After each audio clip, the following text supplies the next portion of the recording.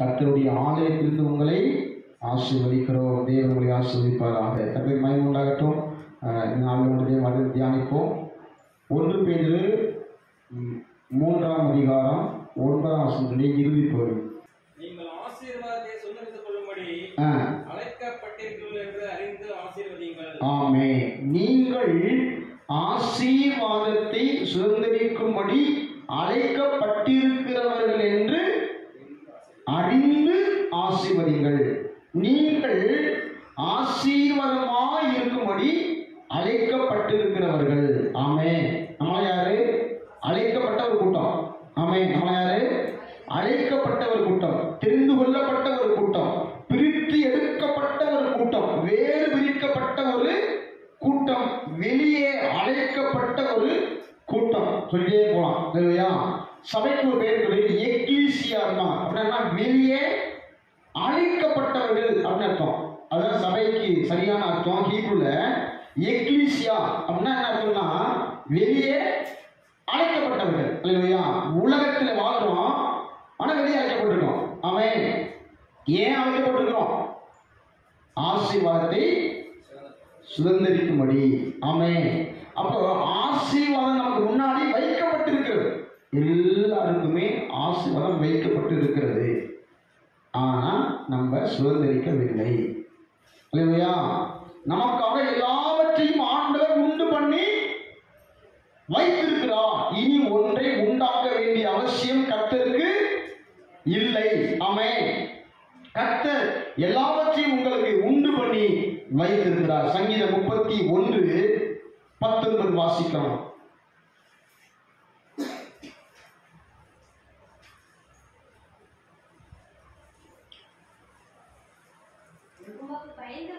உமக்கு பயந்தவர்களுக்கும் மனுபுத்திரருக்கு முன்பாக உம்மை நம்புகிறவர்களுக்கும்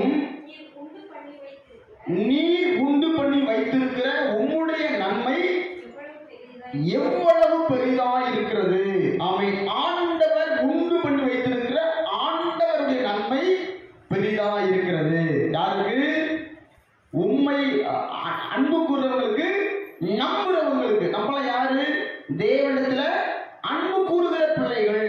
ஆமென். தேவனை நம்புகிறவர்கள். நமக்காக தேவன் உண்டு பண்ணி வைத்திருக்கிற நன்மைகள் பெரிதான நன்மைகள். நாம் பெற்றுக்கொண்டதோ சொற்பமான நன்மைகள். காரணம் என்ன? காரணம் யாரு? எதனால் பெற்றுக்கொள்ளவில்லை? ஸ்தோத்திரம். அல்லேலூயா.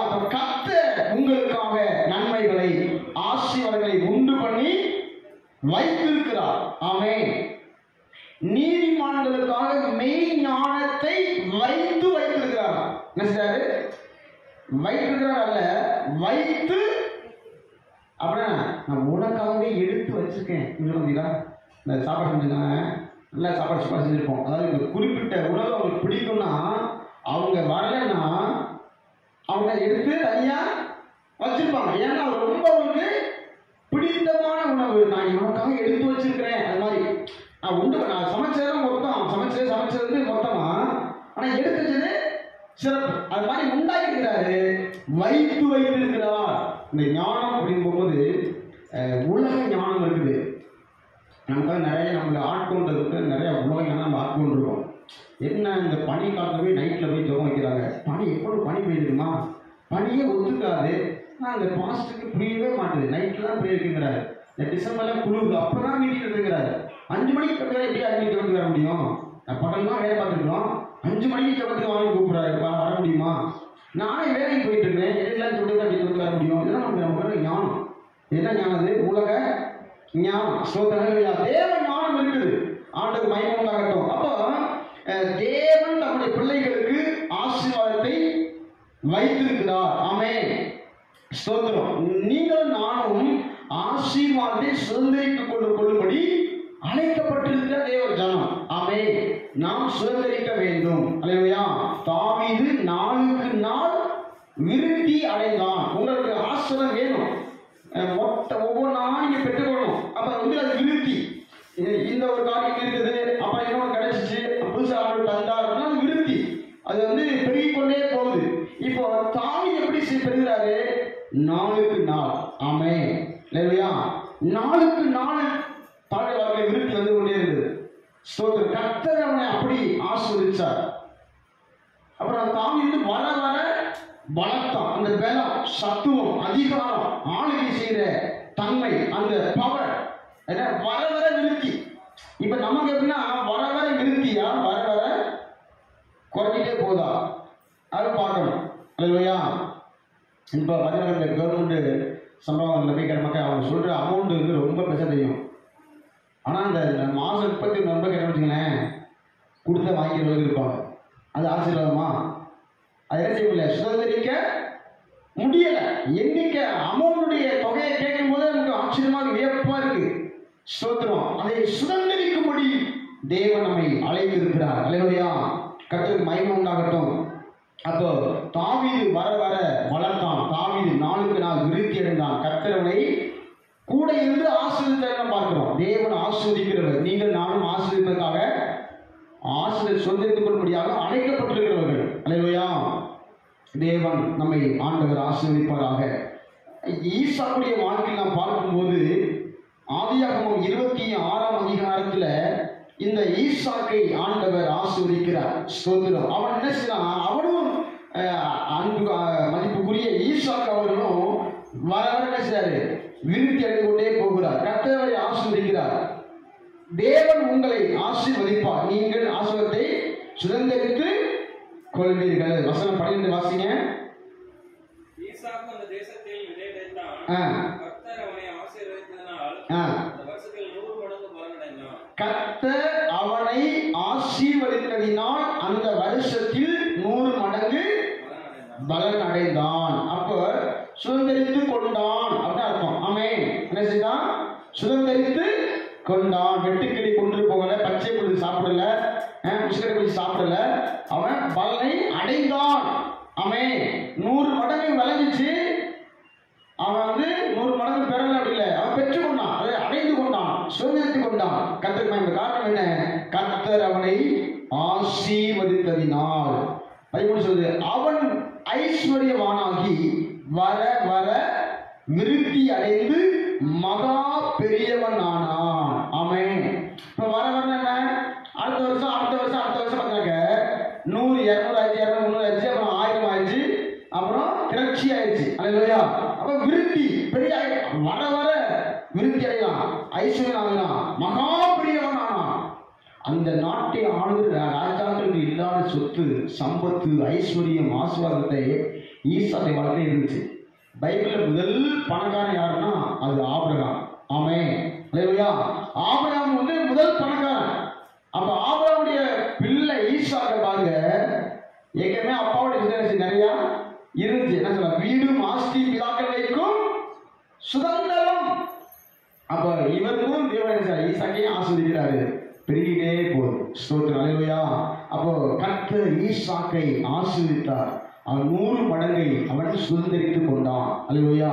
நீங்களும் அதை போல சுதந்திரித்துக் கொள்ளும்படி தேவன் உங்களுக்கு அனுக்கிரகம் செய்வாராக.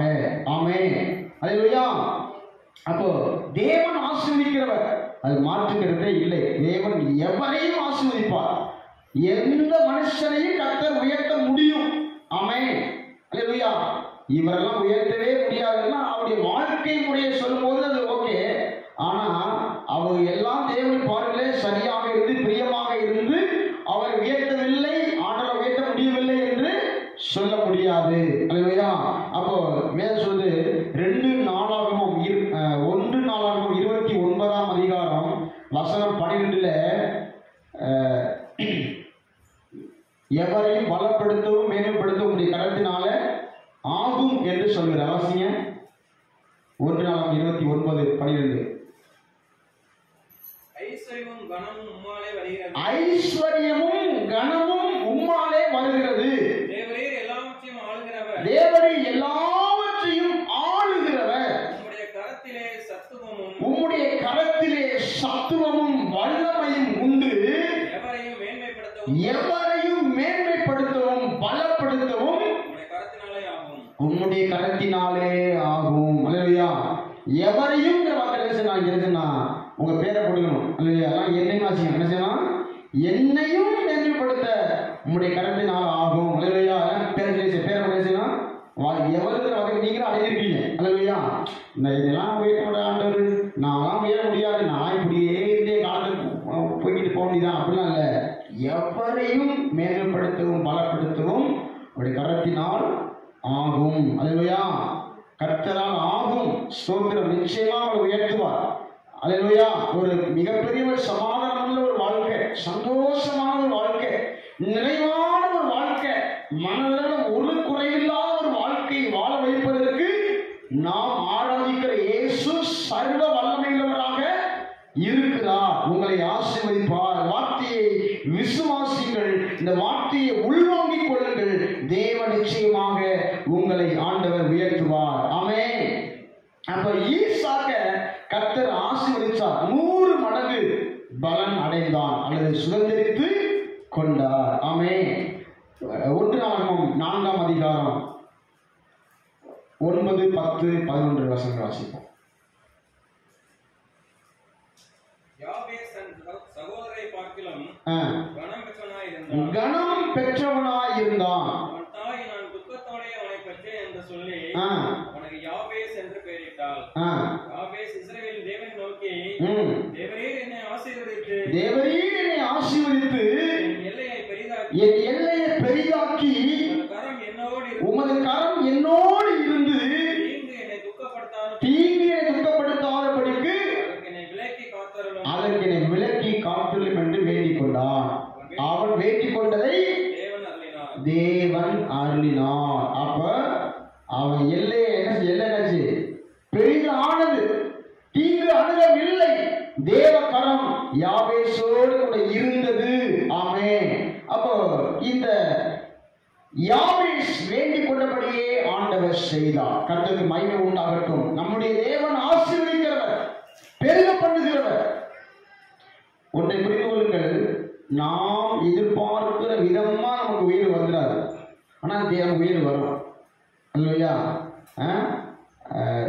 ஐஸ்வர்யவானாக வேண்டும் என்று பிரயாசப்படாதே, உன் சுய புத்தியை சாராதே. அப்ப சுய புத்திய சார்ந்தோம்னா இப்படி போனா பணக்காரன் ஆயிடலாம், இப்படி போனா ஐஸ்வர்யம் ஆயிடலாம் சொன்னோம். அப்படி போனா அது லாங் ரூட். இல்லையா? மனுஷனுக்கு செம்மையாய் தோன்றும் வழி உண்டு, அது முடிவோ மரண வழிகள். மனுஷன் செம்மையா என் பார்வைக்கு சரி பிரதர், இது நான் செய்யலாம் பிரதர், இது தவறு கிடையாது பிரதர், இதுதான் நீதி நான் சொல்றேன் பிரதர், என் மனசுக்கு இது சரியா படுது பிரதர் அப்படின்னா எல்லாமே இது சுய புத்தி தான். கர்த்தருக்கு இது சித்தமான வாய்க்கும். நான் பிரயாசப்படுகிறேன், நான் நேரடியா போக முயற்சிக்கிறேன், தேவ சித்தமாக நான் செய்ய வாஞ்சிக்கிறேன். எது செம்மையானதோ, எது நீதியோ, எது தேவ பார்வைக்கு சரியானதோ அதை செய்வதை அர்ப்பணிக்கிறேன், ஒப்புக்கொண்டேன் என்று சொல்லும் போது தேவன் நம்மை மகிமையாய் நடத்துவார். அல்லேலூயா. அவர் சுய புத்தியை சாரும்போது நாம் வழி விலகுகிறோம். விவேகிக்கு ஜீவ வழியானது உன்னதத்தை நோக்கும் வழியா. ஆமென். இந்த உலகத்துல காண்கிற எல்லாமே அனித்தியமானது, காணப்படாத எல்லாமே நித்தியமானது. ஆமென். அப்ப இந்த காண்கிற பணம், காண்கிற பொருள், காண்கிற வீடு, காண்கிற வாகனங்கள், காண்கிற உறவுகள், காண்கிற இடம், பொருள் எல்லாமே அனித்தியமானது, அழிந்து போகக்கூடியது. காணாதவை எல்லாம் நித்தியமானது. அது நமக்கு வாழ்க்கை பெரிய ஒரு மேன்மையாக இருக்கும். கர்த்தருக்கு மகிமை உண்டாகட்டும். உன் ஐஸ்வர்யம் விருத்தியானால் உன் இருதயத்தை மேல் வைக்காதே என்று ஆண்டவர் சொல்கிறார். அந்த சங்கீத வசனம் வருது. அப்போ ஐஸ்வர்யம் பணம் ஒரு பெரிய விஷயமே கிடையாது. அல்லேலூயா. தேவன் நம்மை எப்படியும், எந்த சூழ்நிலையும், எந்த இடத்திலும், யாரை கொண்டு நம்மை உயர்த்துவதற்கு, நம்மை வாழ வைப்பதற்கு கர்த்தரால் முடியும். தேவன் நம்மை ஆசீர்வதிப்பார். அல்லேலூயா. இப்ப இந்த யாபேஸ் வேண்டிக் கொள்கிறார். பாருங்க, துக்கத்தின் மகன் அப்படின்னு அர்த்தம். துக்கத்தாலே இவனை பெற்றேன். அவன் யாரு? துக்கம் பிளஸ் யாபேஸ் துக்கத்தின் மகன். அப்ப துக்கத்தின் மகன் நினைச்சான் தன் சகோதரருக்குள்ளே கணம் பெற்றவனாய் இருந்தான். அல்லேலூயா. நிறைய சகோதரர்கள் இந்த தாய் தகப்பனுக்கு ஒருவேளை அநேக பிள்ளைகள் இருந்த கூடும். அந்த அநேக பிள்ளைகளுக்குள்ள துக்கத்தோடு பெற்ற பிள்ளை கனம் பெற்றவனாக இருந்தான். காரணம் என்ன? அவன் கர்த்தரை வேண்டிக் கொண்டான். அல்லேலூயா. ஜெபஜீவியம் வேண்டிக்குள் ஆண்டவரே அவன் பாருங்க கருத்தானா ஜெபிக்கிறான். அது தீங்கு நடக்கக்கூடாது, கரம் கூட இருக்கணும், எல்லையை பெரிதாக்கணும், அருமையா ஜெபிக்கிறார். கர்த்தர் அவன் வேண்டிக் கொண்டதை கர்த்தர் செய்தார். அல்லேலூயா. அப்ப ஆண்டவரை ஆசீர்வதிப்பார். நீங்கள் அதையெல்லாம் பெற்றுக்கொள்வீர்கள், அடைந்து கொள்வீர்கள், அனுபவிப்பீர்கள். தேவன் உங்களுக்கு அப்படியாக அனுகிரகம் செய்வார். இந்த உலகத்துல யார் செழிப்பான ஒரு மனுஷன் அப்படின்னு சொன்னா, ஒரு தேவை வரும்போது உடனே சந்திக்கப்பட்டால் அவன் செழிப்பான மனுஷன். இல்லையா? இந்த பாருங்க, உங்களுக்கு சொல்றாரு, யாரோ ஒரு நபருக்கு திடீர்னு ஒரு அன்டைம்ல ஒரு பெரிய பலவீனம் வருது. உடனே அந்த பலவீனம் மாறணும், சுகம் கிடைக்கணும், அதான் அவனுடைய தேவை. இயேசுவே குணமாக்கு ஜெபிக்கிறார். சுகம் வந்துருச்சு, ஸ்தோத்திரம். அது ஒரு ஃபர்ஸ்ட் அட்டாக் கூட இருக்கலாம். அந்த அட்டாக்கு ஹாஸ்பிட்டலே போகாம சுகம் கிடைச்சிருச்சு. கர்த்தர் சொல்றாரு, தேவை கூட்டி பண்ணப்படுகிறது. அந்த இடத்துல பணம் ஒண்ணுமே செய்யல. பணம் செய்யல, கர்த்தாவே குணமாக்கும், அது பாவியே கிருமியாயிடுச்சு. ஒரே வார்த்தை ஜெபம் தான். உடனே அந்த அட்டாக்கு சரியாயிடுச்சு. அந்த அன்டைம்ல பணம் உதவி செய்யல, உறவு உதவி செய்யல, யாருக்கும் உதவி செய்யல. யாரும் உதவி பண்ணா? அவங்க தான் செழிப்பான மனுஷன். இல்லையா? நிறைய பணம் இருக்குது, அவங்களுக்கு என்ன, அவங்களுக்கு கவலையே இல்லை அப்படின்னு நம்ம சொல்கிறோம். பார்த்துட்டு அவன் பாரு போகணும்னு இருக்கான். வீட்டை கட்டுறான், மாடி கட்டுறான், காம்பவுண்டு போடுறான், ரோடு போடுறான், எல்லாம் போடுறான். நமக்கு பார்த்தாலே அப்படியே வருது. ஆனால் அவன் தேவனுடைய பார்வை யாரும் இல்லை, செழிப்புள்ளவன் அல்ல. இல்லையா? நம்ம தான் செழிப்புள்ளவங்க. நமக்கு ஒரு தேவை வரும்போது உடனே சந்திக்கப்படுதுன்னா நாம் செழிப்புள்ளவர்கள். இல்லையா? அப்படியாக உங்கள் வாழ்க்கை கர்த்தர் ஆசீர்வதிப்பாராக. ஆமென். இப்ப ஆபிரகாம் யாருன்னா விசுவாசத்தின் தகப்பன். விசுவாசத்துக்கு அப்பா யாரு? ஆபிரகாம். துக்கத்துக்கு மகன் யாரு? யாபேஸ். சொல்ல புரியுங்களா உங்களுக்கு? விசுவாசம் பெற்றெடுத்தவன் யாருன்னா ஆபிரகாம். இல்லையா? உருவாக்குறவர் யாரு? கர்த்தர். இல்லையா? விசுவாசம் துவங்குறவரும் முடிக்கிறவரும் தேவன். அதை பெற்றெடுத்தவன் ஆபிரகாம். அதை ஆபிரகாம் விசுவாசித்தான், தேவன் அதை நீதியாக எண்ணினார். ஆதியாகமம் 15:6 சொல்லுது. ஆண்டவர் சொன்ன உடனே டக்குன்னு அப்படியே விசுவாசிக்கிறது. நீங்க போகலாம், உங்க காரியம் நடந்து முடித்து விடும், ஆண்டவர் கேட்டு கொடுப்பாருன்னா என்ன செய்யணும்? எப்படி பைத்தியமே சொல்லிட்டு இருக்கீங்கன்னா அது அவிசுவாசம். ஆகும்னா ஆகும், அதான் கடைசி வார்த்தை. இல்லையா? நாளைக்கு இந்நேரத்திலே ஒரு களம் கோதுமைமா ஒரு சேகரம் விற்கப்படும், விற்கப்படும், மாற்றமே இல்லை. அதுதான் பைபிளுடைய சத்தியம். விசுவாசிகள்னா நீங்க பார்ப்பீங்க, எல்லாரும் ஓடி வந்து எல்லாம் வாங்க வருவாங்க, உங்களை ஓடி மீதியை விதிச்சு கொண்டுருவாங்க. அதான் வந்து நடந்துச்சு பைபிள்ல. அப்ப விசுவாசிக்கும் போது நடக்கும். ஐயா, அந்த இடத்துல மிகப்பெரிய ஒரு பஞ்சம், நாட்டுக்கே பஞ்சம். அடுத்த வேலை உணவுல பல வேலை உணவுல மக்கள் வாழ்ந்துருக்காங்க. எப்படி நாளைக்கு கிடைக்கும்? ஆனா கிடைச்சிச்சு, ஆண்டவர் கொடுத்தார். அதுதான் சத்தியம். இல்லையா? அதுதான் தைரியம் நினைச்சு சுமக்கிறோம், வாசிக்கிறோம், வச்சிருக்கிறோம், வீட்டில் வச்சுக்கிறோம், தலைப்பாடை படுத்துக்கிறோம், எல்லாமே செய்யறோம், சோத்துறோம். அப்போ தேவன் செய்வாங்க, செய்வார். நம்மளாம் செய்வார் செய்வாங்க செய்யக்கூடாது. அப்படி இருக்கு. ஏன்னா விசுவாசம் பிளஸ் செயல் சீக்கொண்டு ஜெயம். நீங்க விசுவாசிக்கிறீங்க, வாயை விட்டு செய்யறீங்க, என்ன வாயை வர சொல்றதுக்கு முடியாது. விசுவாசிக்க ஆளை வளர விசுவாசிக்க ஒரு ஒன்றரை வளர்ந்து வரணும். அப்போ என்ன செய்யலாம்? மாவு ஊற போடணும், அதில் என்ன செய்யாது, கொண்டகலையா பருப்பு ஊற போடணும், தட்டுமே என்ன செய்யணும், உடைய சொல்லணும். ஒன்றுமே சொல்லாமல் உடை கிடைச்சி உடைய எடுத்துமா கிடைக்காது. அப்போ விசுவாசம் பிளஸ் செயல்படணும். அப்படிதான் என்ன வரும்? ஜெயம் வரும். இல்லையா? அப்போ இந்த யாபேஸ் ஜெபம் பண்ணார், ஈசாக்கு செயல்பட்டார். வந்துச்சா ஜெபம் செயல். இல்லையா? ஆண்டவர் சொன்னாரு ஈசாக்கு பார்த்து, நீ போகாத, இங்கே குடியிரு, நான் உடனே ஆசீர்வதிப்பேன். அவர் போகல, உடனே கீழ்படிச்சா, விதைச்சா. பஞ்ச காலம் பைத்தியமாக தெரிஞ்சிருக்கு மற்றவங்களுக்கு. வெயில் என்னவா இது அடிக்குது, மழையே பெய்யல, இதில் போய் விதை வைக்கிறாங்க, முளைக்க போட்டுருப்பாங்க. விதைச்சாரு, ஆண்டவர் முளை வச்சார். இல்லையா? நம்ம எப்போ விதை வச்சாலும் நம்ம முளைக்க வைக்கவே முடியாது. யாரும் வைக்கணும், அவர் தான் முளைக்க வைக்கணும். இல்லையா?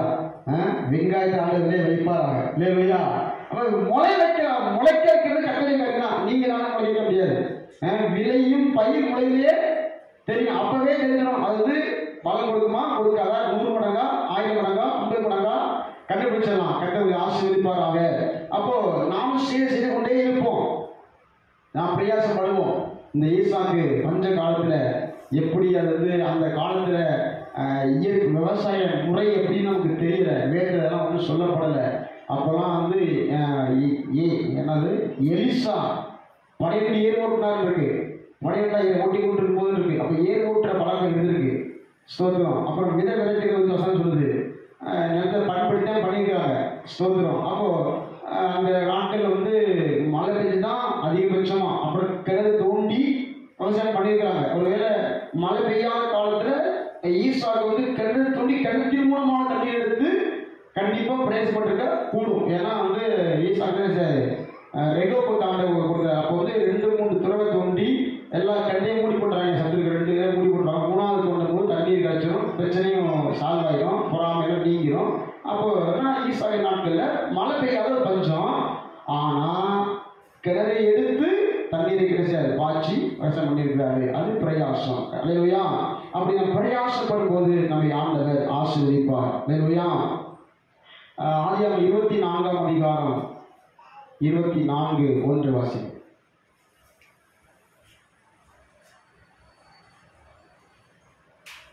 ஆதியாகமம் 24ஆம் அதிகாரம் 1 வசனம்.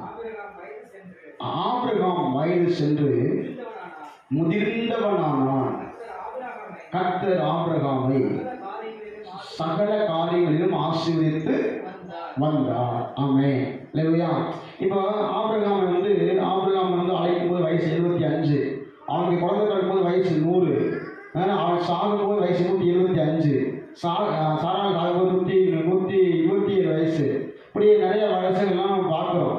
அப்போ ஆபிரகாமுடைய வாழ்க்கையில அழைக்கும் போதே எல்லாமே என்ன செய்யல, கொடுக்கல, வாக்கு பண்ணாரு. நான் உன்னை ஆசீர்வதிக்கவே, நான் உன்னை ஆசீர்வதிப்பேன், உன் பேரை பெருமைப்படுத்துவேன், நீ ஆசீர்வாதமாக இருப்பாய், உனக்குள் பூமியின் வம்சங்கள் எல்லாம் ஆசீர்வதிக்கப்படும் என்று ஆண்டவர் வாக்கு பண்றார். அவன் வாக்கு பண்றது ஒரு காலம், அதை நிறைவேற்றுகிறது ஒரு காலம். இல்லையா? குறிப்பா இந்த வாக்கு திட்டத்தை ரொம்ப முக்கியப்படுத்தி நம்ம செய்யும் போது அந்த வாக்கு பெற்றுக்கணும்னு சொன்னா நிறைவேறதுக்கு ஒரு காலத்திட்டத்தை வச்சிருப்பார். உடனே செய்ய நிறைவேறாது, உடனே காரியம் நடக்காது. அந்த வாக்குறுதிகளை கொடுத்து ஆண்டவர் செய்வார். அந்த காலத்தில் தேவன் செய்வார். அந்த வாக்குறுதிகள் பொய்யா போகாது. வாக்குறுதிகள் கொடுத்தவர் வந்து மாற மாட்டார். ஆனால் வாக்குறுதிகள் கொடுத்தவர் வந்து நிபந்தனை நம்ம ஃபாலோ பண்ண சொன்னால் நிச்சயமாக நம்ம வாழ்க்கையில் அதெல்லாம் கொடுத்து தேவன் ஆசீர்வதிப்பார். அப்போ ஆபிரகாமை தேவன் உடனே ஆசீர்வதிக்கவில்லை, அல்லது மொத்தமாகவும் ஆசீர்வதிக்கவில்லை. இந்த சபைக்கு ஒரு 500 பேர் தேவச்சிட்டேன்னா அது ஆண்டவர் வாக்குன்னா உடனே 500 பேர் உட்கார மாட்டாங்க. நான் 10 பேரை வச்சு நான் எப்படிலாம் பாடுபடணும்னு கற்றுக் கொடுத்து பாடாப்படுத்தி அப்புறம் 500 பேர் கொடுப்பாரு. இந்த 10 பேரே அவங்க நடத்தலை, அவங்க தெரிவிக்கல, உங்களை விசாரிக்கலை, அவங்க வீட்டுக்கு பார்க்கல, ஃபோன் பண்ணலன்னு சொன்னால் எப்படி 500 பேர் செய்ய முடியும்? செய்ய முடியாது. அப்போ இந்த 50 பேர் ரீச் பண்ண முடியல, 50 பேரே அவங்க பார்க்க முடியலன்னா எப்படி உடனே 500 கொடுக்க முடியும்? கொடுத்தா நம்ம காணாமல் போயிடுவோம். மோசே சொல்ற, ஆண்டவரே இவனை நான் பெற்றேனோ, அவருக்கே மோசையே ஒரு சூழ்நிலை வரும்போது நான் ஆண்டவர்கள்லாம் பெற்றேன் ஏற்கனவே கேட்குறாங்க. ஆண்டவரே அப்பா கூடாதான், இறைச்சி கூடாதான், இங்கே நான் போவேன். ஆண்டவரே இவ்வளோ பெரிய மக்கள் ஆண்டு எப்படி கொடுக்க முடியும்? மோசையே அமளிக்கிறார். ஒரு டைத்துல கர்த்தர் வந்து எல்லாரும் அழிக்க போகிறார். நான் எல்லாரும் அழிக்க போறேன், ஒன்னே செய்ய போறேன், ஒன்னே நான் பெரிய பண்ண போறேன். இல்லை ஆண்டவர் வேண்டாம், அது ஒத்துக்காது, இதை நீங்க அப்படி பண்ணிட்டீங்கன்னா எகிப்துல என்ன சொல்லுவாங்க, ஆண்டவரால சொன்னதை செய்ய முடியல, அதனால அழிச்சது சொல்லுவாங்க. அந்த கெட்ட பேர் உமக்கு வேண்டாம்னு சொல்லி ஆலோசனை கொடுத்த மோசே இப்போ அதுக்கு முன்னாடியே என்ன நடக்குதுன்னா, ஆண்டவரே நானா ஆண்டவர் கேட்டேன் அப்படின்னு அங்கலாய்க்கு காரணம் என்னன்னா, எனக்கு இறைச்சி கொண்டா, எனக்கு தண்ணி கொடு, நான் எகிப்துல என்ன மாதிரி சாப்பிட்டுமா, இறைச்சி பாத்திரங்கள் அண்டையில் உட்கார்ந்து எப்படி சமைக்கிறது அப்படின்னா இறைச்சாரு அப்படி சாப்பிடுறது. அதை எடுத்து மாற்றியா கிடையாது. எப்படி இது? ஏன்னா அதை எடுத்தா வந்து இந்த பக்கம் கழுவணும், அந்த பக்கம் கழுவணும், வேற கூட பார்த்தீங்களா மொத்தம் வச்சாங்க அப்படியே சாப்பிடலாம். அந்த மாதிரி இறைச்சி பாத்திரங்கள் அண்டையில் உட்கார்ந்து நாங்கள் நினைக்கிறோம். வெள்ளரிக்காய், வெங்காயம், வெள்ளை கூட நாங்கள் நினைக்கிறோம். எல்லாரும் சாப்பிட்டே எகிப்துல ஒண்ணுமே இல்லை, மண்ணாவை தவிர ஒண்ணுமே இல்லையே அங்கலாய்க்கிறாங்க, குழம்புறாங்க. சொல்லாரு, நாளைக்கு என்ன செய்ய காளைகளை புசிப்பீர்கள். இல்லையா? இப்போ காளை ஆண்டவர் நாங்கள் கொண்டாந்து கொடுக்குறாரு. அந்த காணொலி கொடுக்குற போது அது அப்பதான் இந்த மோசம் சொல்றாரு, எப்படி ஆண்டவரே உம்மால முடியும் அப்படின்னு ஆண்டவருக்கே அவர் சொல்றாரு, உம்மால முடியாது ஆண்டவரே, லட்சக்கணக்கான மக்கள் இருக்காங்க, எப்படி கொடுக்க போறீங்க இந்த காட்டுக்குள்ள அப்படின்னு சொல்றாரு. ஆண்டவர் என் காரம் குறுகி இருக்குதோ, இல்லப்பா குறுகலை, பெரிய கீழ்காற்று அப்படியே வீசுது சமுத்திரத்திலிருந்து காற்று வீசும்போது முழங்கால் அளவுக்கு, ஒரு முழமா 2 முழம் மைண்டில் உட்கார மாட்டேது சோதனை, அப்படியே முழங்கால் அளவுக்கு அல்லது 2 முழம் உயரத்துக்கு காடைகளாக வந்து அப்படியே பரம்பி கிடக்குது. எல்லாம் எடுத்து சூப்பராக சமைச்சு நல்லா சாப்பிட்றாங்க. அப்படியே இந்த காடை எலும்புலாம் உள்ள குடிக்கணும். ஏன்னா காடை இதெல்லாம் ஈஸியாக எடுத்து கடிச்சு சாப்பிடலாம். அப்படி கடிச்சு இருக்கும்போது அவங்களை கொளுத்தவர்களே ஆண்டவர் சங்கரிச்சார். அதாவது அந்த கேட்ட விதம் ஆண்டவருக்கு பிடிக்கல. காடை கேட்டது ஓகே தான், அது ஆண்டை கொடுத்தாரு, அதெல்லாம் பிரச்சனை இல்லை. அதை கேட்ட விதம் இருக்குதா, இப்பவே எனக்கு காடை வேணும், இல்லைன்னா நான் சாப்பிடவே மாட்டேன்.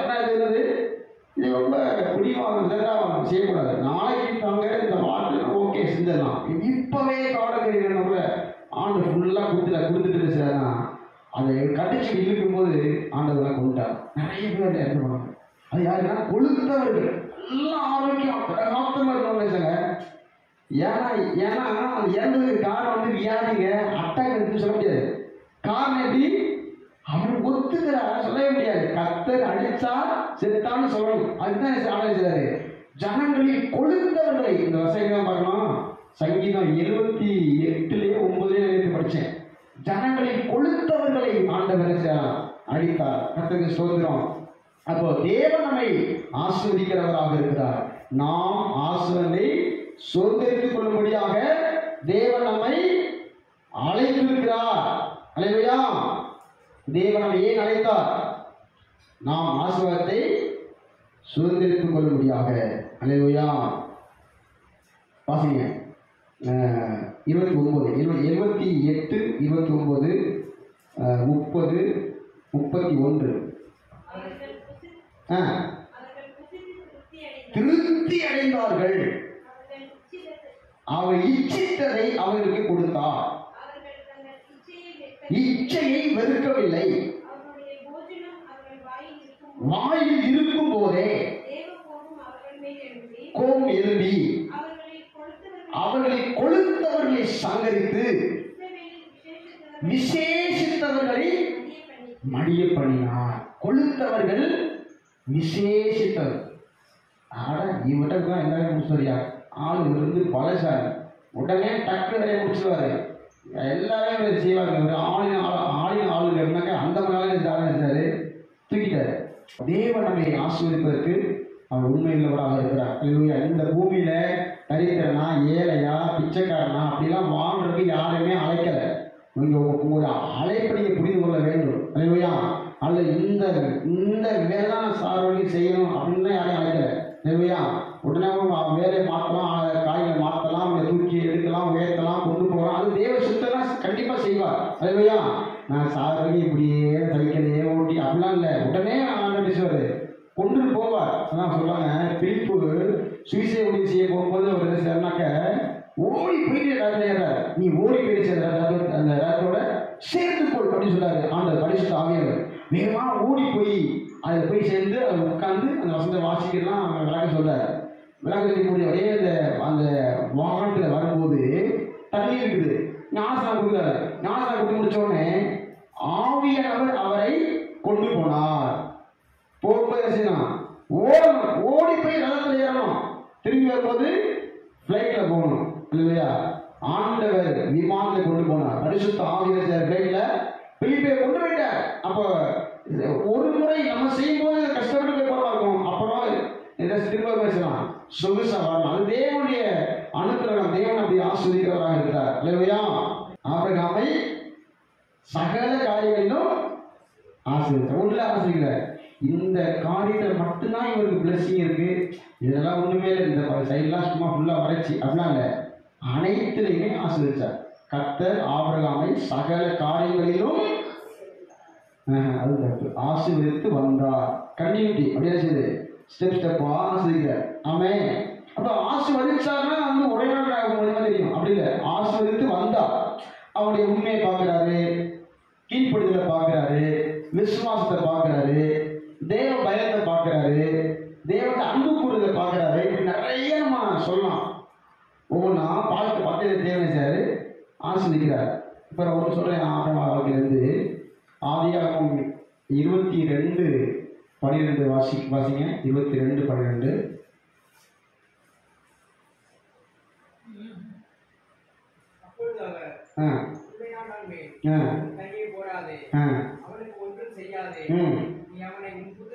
உன் புத்திரன் என்றும் உன் ஏக சுதன் என்றும் பாராமல் எனக்காக ஒப்பு கொடுத்தபடினால் தேவனுக்கு பயப்படுகிறவன் என்று இப்பொழுது அறிந்திருக்கிறேன் என்றார்.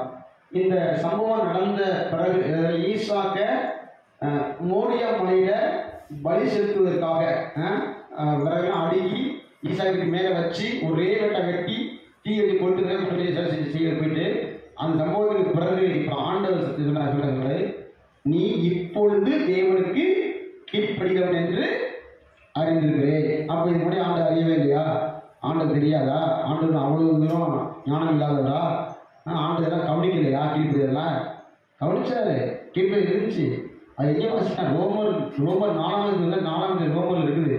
அது கீழ்ப்படினா தான் போகும் இடம் என்னதென்று அறியாமல் புறப்பட்டு போனான். அது ஒரு கீழ்ப்படுதல். இப்போ இங்கே சொன்னாரு, நீ இப்பொழுது தேவனுக்கு பயப்பட கீழ்ப்படணும். பயன் மாட்டேன். இப்பொழுது தேவனுக்கு பயப்படுகிறவன். இந்த தேவ பயம் எதெல்லாம் தேவ பயனும் நம்ம வந்து கற்றுக்கணும். இதுதான் தேவ பயம் அப்படின்னு சொல்றதுக்கு நமக்கு பயன் தெரியணும். அந்த மாதிரி நம்ம வந்து ஸ்பிரிச்சுவலில் வளரணும். சிம்பிளாக என்ன சொல்லுவாங்க, தீமை விட்டு விலகுவதை கற்றுக்கிட்ட பயப்படும் பயம், தீமை விட்டு விலகுவதை கற்றுக்கிட்ட பயன் சொல்லி வாசிக்கிறோம். அதனால கர்த்தர் ஞானத்தை தருகிறா, அது வாய்ப்பு அறிவு புத்தியும் வரும். அப்புறம் கர்த்தருக்கு பயப்படுதலே ஞானத்தின் ஆரம்பம். தீமையை வெறுப்பதே கர்த்தருக்கு பயப்படும் பயம். அப்போ தீமையை வெறுக்கணும்னா நம்ம என்ன செய்யணும்? பயப்படும் அப்படின்றது ஒரு அடிப்படையான ஒரு தெய்வ பயத்தை சொல்லுது. அப்போ தெய்வ பயங்கள் என்ன? தீமையை வெறுப்பது ஒரு பாயிண்ட். அப்போ இது மாதிரி நிறைய பயங்கள் இருக்குது. அதில் ஒரு பாயிண்ட் என்ன இருக்குனாக்க, முதற் பலனை கர்த்தருக்கு கொடுப்பது தெய்வ பயம். சொல்ல புரியும் உங்களுக்கு? முதற் பலனை தேவனுக்கு கொடுப்பது கர்த்தருக்கு பயம். இப்போ ஆபிரகாமுக்கு வந்து முதற் பலன் யாரு? அவனுக்கு முதற் குழந்தை கற்பம் திறந்து பிறக்கிற யாவும் கர்த்தருக்குரியது. இது வசனம். இது வந்து கற்பனை. அப்போ ஆபிரகாமுக்கு முன்னாடி அப்போ கட்டளை கொடுக்கப்படலை. ஆனால் ஆபிரகாம் கேட்கிறாரு, அதை ஸ்ட்ரெயிட்டாக கேட்கிறாரு. நம்ம ஸ்ட்ரெயிட்டாக செய்யல, கேட்கறதில்ல. பைபிளாக கேட்கறதில்ல, உங்கள்கிட்ட கேட்கல. கேட்டுதான் இங்கே வந்து அது எப்படின்றத பார்த்துக்குவோம். அப்போ ஆபிரகாம் ஸ்ட்ரெயிட்டாக கேட்கிறாரு, அப்பா உன்னுடைய ஏக சுத நேசகுமார பிரியமான பையன் ஒரே பிள்ளை எனக்கு கொடுக்குறாரு. இப்போ வந்து அந்த டைட்டில் உடனே கொடுக்கறதுக்கு ஆபிரகாம் ரெடி ஆகிட்டாரு. அம்மா சாராலே என்ன பாசி விஷயம் வேண்டாமா அப்படின்னு வேண்டாமா நினைக்கிறோம். ஆனால் கிறுக்கு பிடிச்ச மனுஷா அப்படின்னு அவங்க நிறைய திட்டிருப்பாங்க. இது 75 ஆண்டுகள் காத்திருந்து 90 வயசுல நான் குழந்தை பற்றிருக்கேன், நீ கூட படிச்சிருக்க முடியா, நீ முட்டாள கத்தரை சாப்பிட்டான் பேசியிருப்பான், நல்லா ஜோப் பண்ணிருந்தது ஓடிருப்பாங்க. சோதனம் அரசாரு சொல்லவில்லை, சொன்னதாக கைவில்லை, சொல்லவில்லை. 3 வேலைக்காரை அழைத்து கொண்டு கடந்து போகிறார். அங்கே போன பிறகு அந்த மலையை பார்த்த உடனே, தூரத்தில் மலையை கண்ட உடனே வேலைக்காரை நிறுத்திவிட்டு இவரும் ஈசாக் மகன் போறாங்க. அப்போ இந்த இடத்துல இப்பொழுது தேவனுக்கு பயப்படுகிறவன் என்று அறிந்திருக்கிறேன். என்ன பயம்னா, உன்னுடைய முதற் பலனை கேட்டரிங் கொடுத்துட்டேன். அப்படி இருந்து இது தேவ பயம் அப்படின்னு ஆண்டு சொல்றாரு. அதுதான் வந்து பார்த்தீங்கன்னாக்க இந்த இடத்துல நீ நல்லா புரிந்து கொள்ள வேண்டும். நான் இன்னொரு முறை இதெல்லாம் தேவ பயம் லிஸ்ட்டில் சேர்த்து பிரசங்கம் பண்ண நீங்கள் கவனிக்கலாம். இப்போ சிம்பிளாக தெரிஞ்சு ஆலோசிக்கலாம். தீமையை விட்டு விலகுவது தேவ பயம், அது ஒன்று. அது மாதிரி முதற் பலனை கொடுக்கணுங்கிறது தேவ பயம், வசனம் ஆதாரம் இருக்குது. ஸ்தோத்திரம். அப்போ இந்த ஆண்டு கேட்ட உடனே ரெடி ஆகிட்டாரு கொடுக்கறதுக்கு. லோத்துக்கு ஒரு பிரச்சனை வந்துச்சுங்க. லோத்து சிறைப்பட்டு கொண்டுக்கிட்டாங்க. வீட்டில் இருந்த 318 பேரை அழைச்சிட்டு போய் யுத்தம் பண்ணி கொண்டு வந்தாரு, மீட்டு வந்தாரு ஆபிரகாம். இப்போ தன் மகனை பரிசீலித்து போகணும், மனைவியை கூட்டிட்டு போல, அந்த 3 வேலைக்காரரை கூட்டிட்டு போறாரு. மலையை பார்த்த உடனே அவங்களே அங்கே பாடிச்சாரு. இவங்க 2 பேரும் மகனேசாக ஒரு வேலை வேலைக்காரன் இருப்பான். என்ன இது பண்ணே இப்படி பண்றீங்க அப்படின்னு செஞ்சிருப்பான், தடுத்திருப்பான். எல்லாம் தடையை நீக்கிட்டு நேர்த்தியாக கொண்டு போகிறார். கர்த்தரே தடுத்துட்டார். அல்லையா? ஈசாக்கு கேட்குறாரு, ஆண்டவரே, தகப்பனே, ஏதோ விறகு இருக்கிறது, தகப்பனிக்கிற ஆடு எங்கே கேட்கும்போது அவர் என்ன சொல்றாருன்னா, தேவன் தனக்கான தகப்பலியை பார்த்துக் கொள்வார். வாசிக்கலாமா? ஆதியாகமம் 22ஆம் அதிகாரத்தில் எடுத்து வாசிக்க பார்ப்போம். தேவன் தனக்கான தகப்பலியை பார்த்துக் கொள்வார். வாசிக்க பார்ப்போம். அதிகாரம் 22.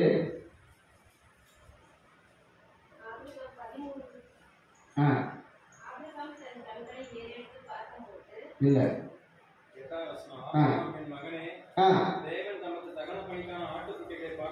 தேவன் தமக்கு தேவையான தகன பலியை பார்த்துக் கொள்வார். என்ன சொல்றோம்?